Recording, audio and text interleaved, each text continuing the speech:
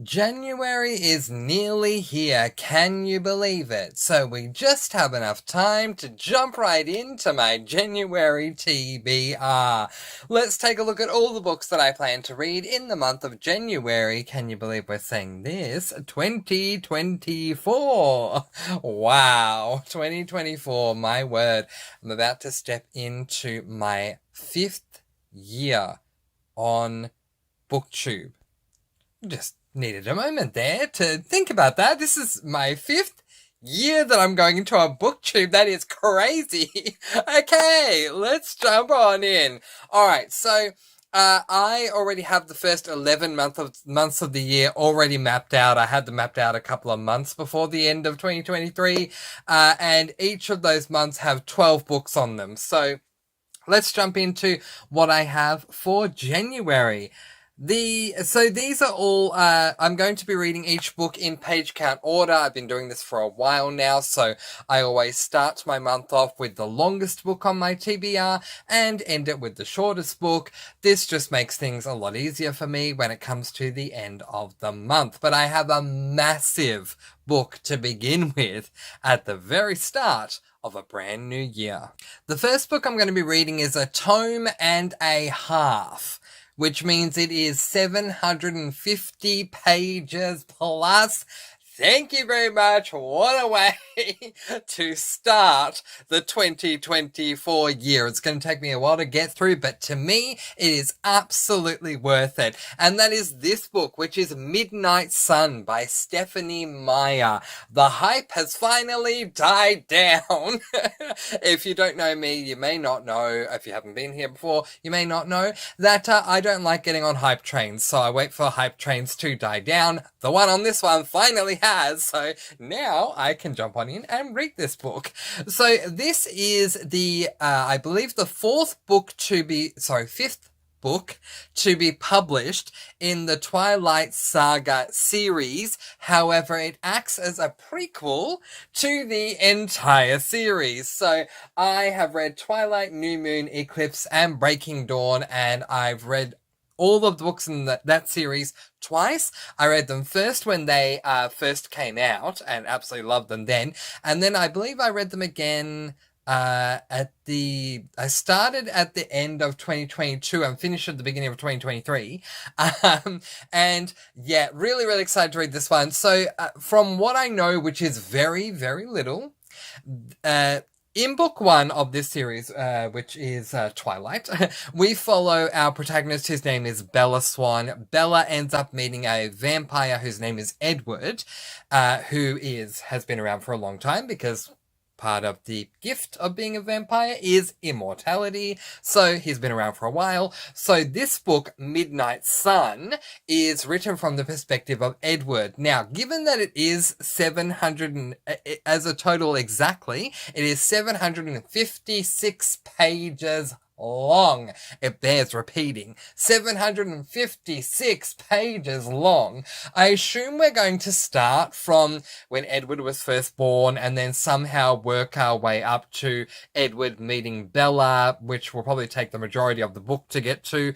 And then we may follow Edward's perspective from when he meets Bella moving onwards. But I'm really, really intrigued to jump into this one. I love the world and world building of the Twilight Saga so much. People can say what they want about Stephanie Meyer, but I liken the Twilight Saga books, not the movies, very specifically the books, series to the Harry Potter series, in that I can read the Harry Potter series and the Twilight Saga series and everything else melts away that's around me, and I feel like I'm literally in the world that I'm reading about, walking alongside the characters.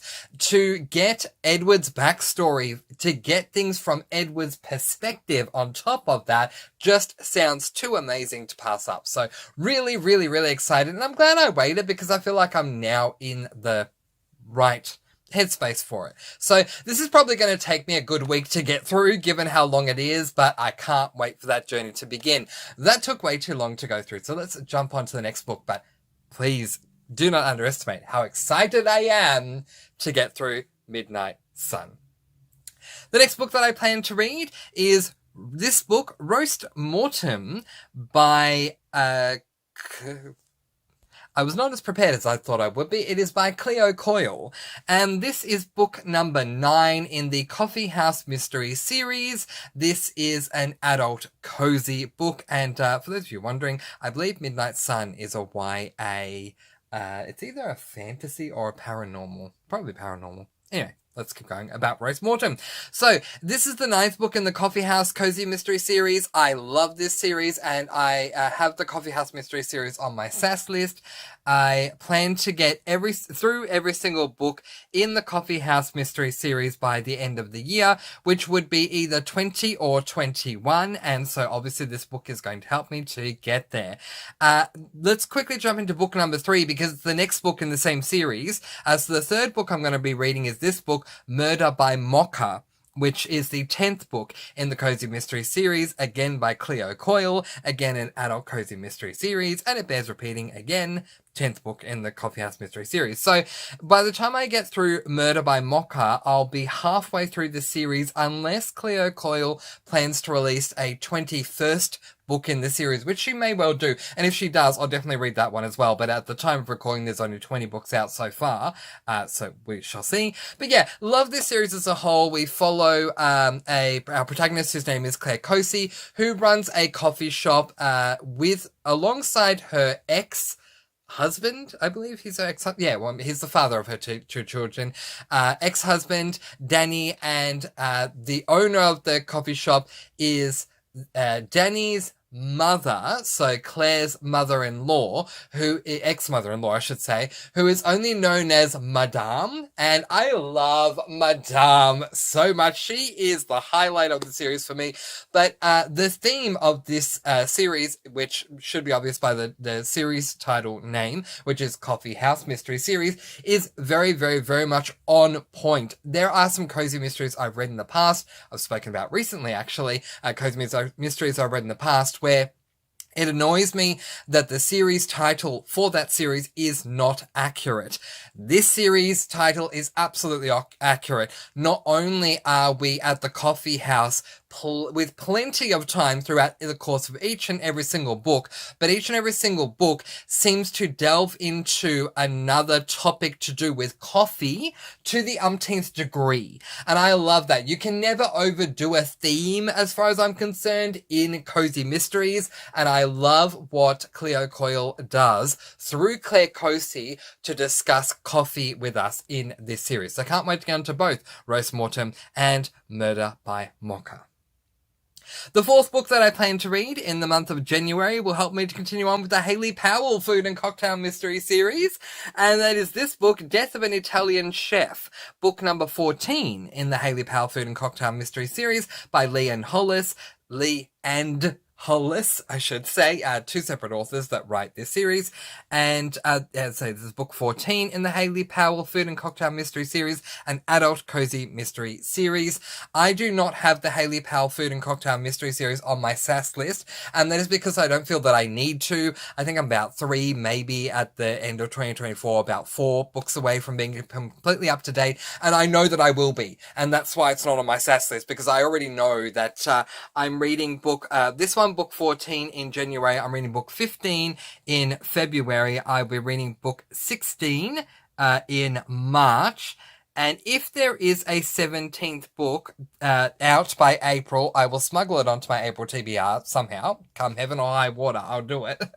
And if it's not in April, but if book 17 is coming out and it comes out later on in the year, then I'll definitely get to it at some point. Even if I put it onto my December TBR, I will be 100% up to date with the Hayley Powell Food and Cocktail Mystery series by the end of 2024. It's just not on my SAS list. But I spent the longest series that I've read so far, that out of any series, I was going to say just cozy, but out of any series actually, is the Hayley Powell Food and Cocktail Mystery series, and I read the majority of it in 2023. So yeah, anyway, this is a great cozy series revolving around Hayley Powell, who is a food and cocktail columnist for their newspaper in this area that they live in, where pizza and pasteled out throughout the course of each book in the entire series. We get to read Hayley's column, which starts out with Hayley discussing a memory about a certain time that she's had, and then she'll link that memory to a food recipe and a cocktail recipe that you get at the end of every article.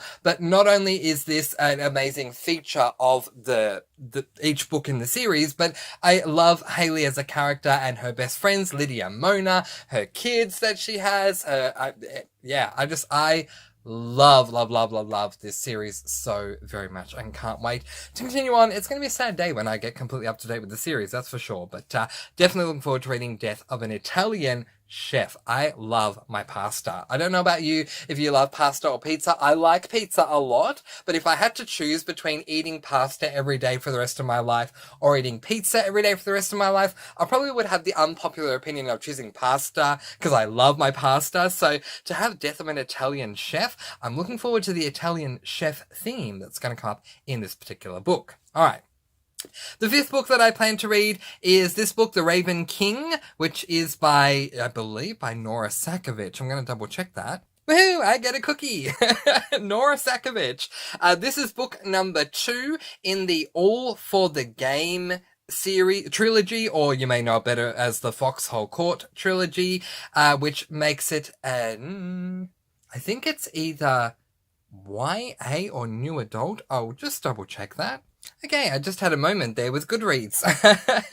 Apparently you can't sign in with Goodreads through Facebook anymore, so I had to find another way to sign in, and thank goodness I haven't lost anything, because all of the books I've read since I started my booktube channel, they are all exclusively on Goodreads, so I can't lose my Goodreads. Anyway, Goodreads is where I find age ranges and genres for books. If you're wondering where you can find them for yours, I highly recommend it. Goodreads makes it really easy to find. So anyway, it is YA. It's a YA LGBTIQ plus contemporary series, and yeah, really looking forward to getting on to The Raven King, because book 1 was the Foxhole Court, and whilst yes, you can call it an LGBTIQ plus book, the LGBTIQ plus themes in book 1 were incredibly minimal, but that's okay. I read in some reviews about the Foxhole Court, what's it really called? All for the Game. For me, it's going to be called the Foxhole Court trilogy, but it's technically called the All for the Game trilogy. I have read in reviews that the LGBTIQ plus theme dramatically picks up in books 2 and 3. So yeah, looking forward to getting onto the LGBTIQ plus side of things. But yeah, basically this particular series revolves around a guy by the name of, I don't even remember what his name is, but anyway, we will find his name because everyone should know his name. Well, in book 1 we follow a guy by the name of Neil Jostin, who becomes an addition to the Palmetto State University's XE team. Yeah, XE is kind of like a cross between soccer and lacrosse, I guess. And yeah, so lots of different things that Neil has to go through in book number 1. But it looks like in book number 2, we may not actually be following Neil, or are we? Well, time will tell. That's the great thing about reading, is, and especially when you go into books blind, even if you read a couple or one book in a series, you're still going in blind to the next one if you do. And I go into all of my books blind. I don't want to be spoiled at all. I don't even know what the first word is going to be in the first chapter. I don't want to know. All I want to know is the title, the author, the genre, and the age rating, and we know that, so we're covered. But anyway, I enjoyed my time in book 1. I loved getting to know the sport of XE for what it was. I loved getting to learn more about the culture of this particular team. I believe it's called the Foxes that Neil has joined. So I'm looking forward to seeing how things continue on in book number 2, and this one is on my SAS list. I think I'll be closing out the All for the Game series in February. Just having a quick look to confirm that. And yes, I am. I'll be reading book 3, the final book, in February. Okay, let's move on. This has been a very professional TBR for January, hasn't it, so far? Oh, goodness me. Let's keep going. All right, the 6th book that I plan to read in the month of January is this book, Farm to Trouble, which is book number 1 in the Farm to Table series by Amanda Flower. This is an adult cozy mystery, and it is book 1 in, I believe, a trilogy. Yes, a trilogy series. So this was interesting, actually. Okay, I should firstly tell you, I am reading 3 Amanda Flowers series in 2024. I am continuing on with the Amish Matchmaker series. I think I'm either about 2 or 3 books behind in that one. And I'm also reading this one, the Farm to Table, series. And I'm also reading the Piper and Porter duology. But interestingly, when this book arrived, a very quick tidbit for you, yeah, this TBR has been here, there, and everywhere, but you know what? This is my chance to talk to you all about my TBR, so it really doesn't matter if we go off topic and don't just go boom, boom, boom, here's every book. Like, it's good to get little stories. Anyway, if you like the stories, let me know in the comments below.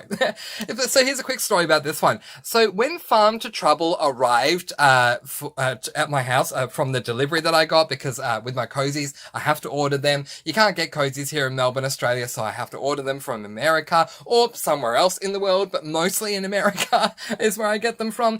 When this one arrived, I was a bit surprised because I looked at the cover and went, hang on, Farm to Trouble? Isn't book 1 called Farm to Table? What's going on here? And then I realized, no, the series is called Farm to Table. Book 1 is called Farm to Trouble. So it's going to be a bit to get my tongue around the title of that one, but it is Farm to Trouble by Amanda Flower. I'm looking forward to reading it. Look, most of Amanda Flower's books to me are absolutely amazing. There have been some misses here and there for me.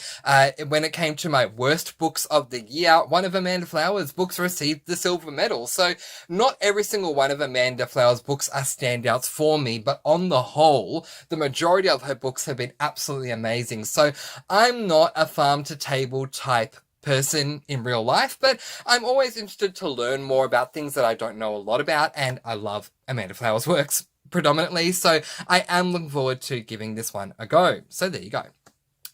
And obviously, yeah, Farm to Table, the series, the trilogy is on my SAS list. Okay, book number 7. This is huge for me. Book number 7, the 7th book I plan to read in the month of January 2023 is this book, Small Town Pride by Phil Stamper. This is, I believe it's a YA, might as well double check that. I'm glad I did check it because it's a middle grade. It's a middle grade LGBTIQ plus book. Okay, very quick story with this one, but it will explain why I am so incredibly excited and why you got that massive reaction from me when I went, oh yeah, Small Town Pride. Okay, I have not read a Phil Stamper book since 2021. Very quick backstory for you. I'll be try and be very, very quick here. In, I think it was like late July or something, somewhere around there, of 2020, when we were going through the thick of COVID, my library offered this opportunity where if you give the library a list of genres that you love, they'll send you out a book a week or fortnights, one book a week or one book every 2 weeks, and yeah, they'll just send one out to you so you can keep reading. And I thought, great opportunity, I might as well sign up for it. I signed up for it, I added a list of genres, and the next thing I knew, this massive box with like 30 books appeared at my door, which, as I say, I was expecting 1 book a week. No, I got 30 books in this box, and I did a temporary haul video, if you will, because it's library books. And when I came across Phil Stamper's book, which was called The Gravity of Us, I was really excited. The cover looked really great. It was LGBTIQ+. I wanted to read a lot more LGBTIQ+, so I gave it a read. I absolutely loved it and I gave it 5 stars and became a massive fan of Phil Stamper. He had only released that book at the time and I couldn't wait to get onto his next book. So the following year I read As Far As You'll Take Me by Phil Stamper, which was the second book that he released, and I was so excited, finally got to it and enjoyed that one just as much, also gave that 5 stars. Then there were some things that went on behind the scenes. I won't go into detail about it, but there were some things that went on behind the scenes. Those things that went on behind the scenes had me no longer reading Phil Stamper, but then those things were rectified very late in 2023.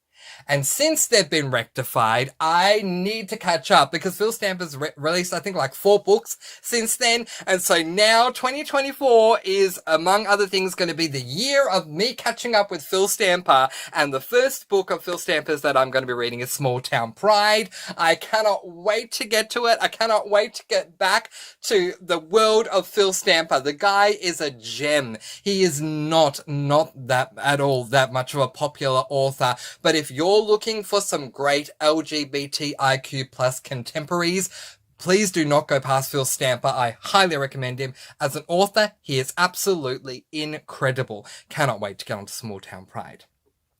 The next book that I plan to read is this book, Motorhomes, Maps and Murders, which is book number 5 in the Campers and Criminals series.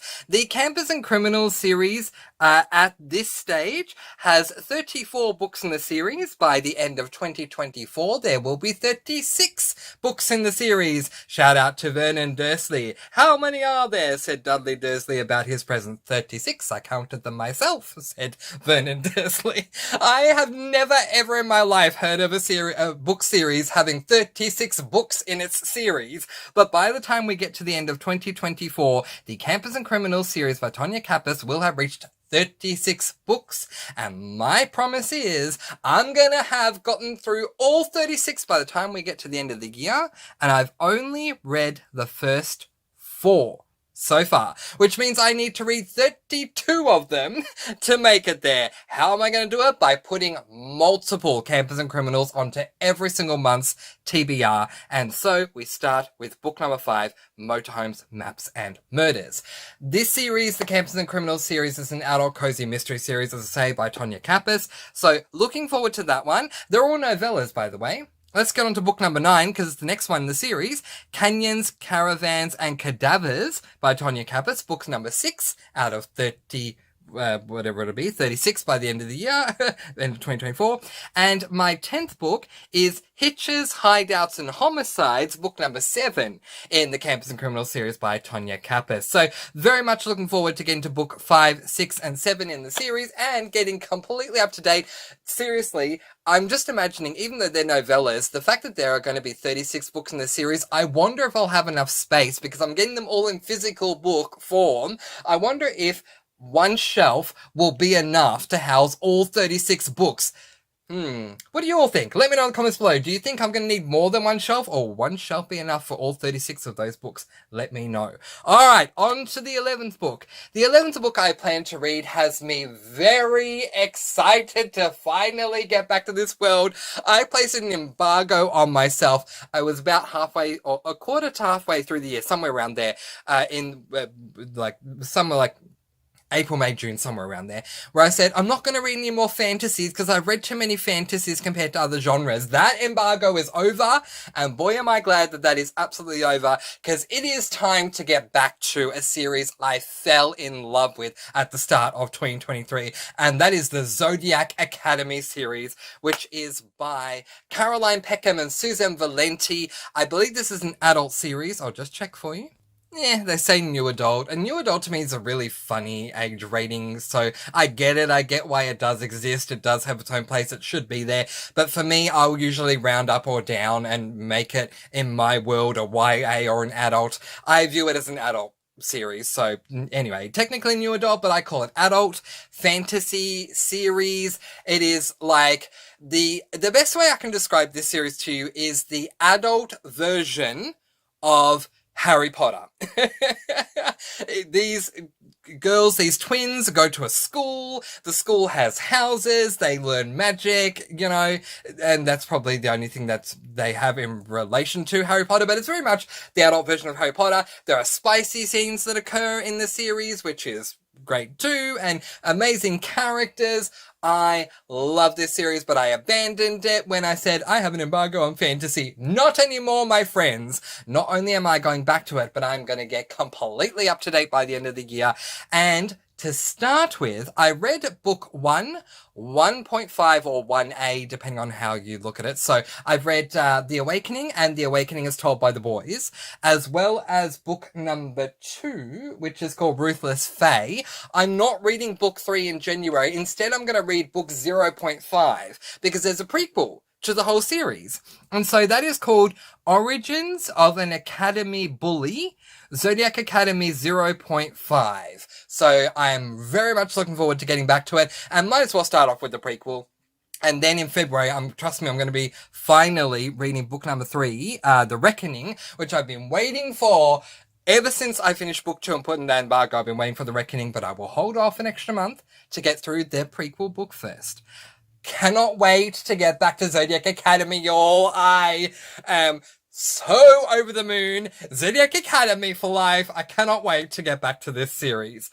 And the final book that I'm reading is another massive series on my SAS list. It is a series, it is book one in a series that has a total of 21 books. And that is the Famous Five series by Enid Blyton. So I'm going to be reading Five on a Treasure Island, which is book number one in the Famous Five series by Enid Blyton. This is, I would probably call it a YA. I think it's a YA or middle grade. Let me check.